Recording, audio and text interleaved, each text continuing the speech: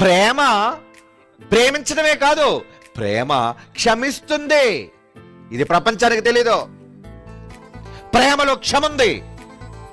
Bible ఏం రాయబడింది తెలుసండి?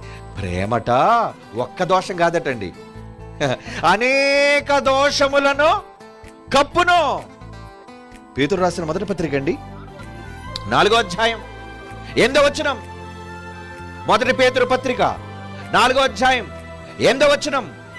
ప్రేమ అనేక పాపములను కప్పును కప్పును కప్పును. ప్రేమ అంటే ఏంటి? వాడుకోవడం అనుకుంటున్నావా? మోహించడం అనుకుంటున్నావా? కోరిక తీర్చుకోవడం అనుకుంటున్నావా? అదొక్కటే కాదు, నీకు కోరిక తీర్చుకోవడం తెలుసు ప్రేమ అంటే. అవునా? మోహించడమే తెలుసు నీకు ప్రేమ అంటే. కానీ ప్రేమకు ఇంకొక అర్థం ఉంది. ఏంటో తెలుసా? పాపములను క్షమించి కప్పడం. కప్పగలవా నువ్వు? నీ వల్ల కాదది. అయితే నీలో ప్రేమ లేదు. ప్రేమ ఎవరిలో ఉందో తెలుసా?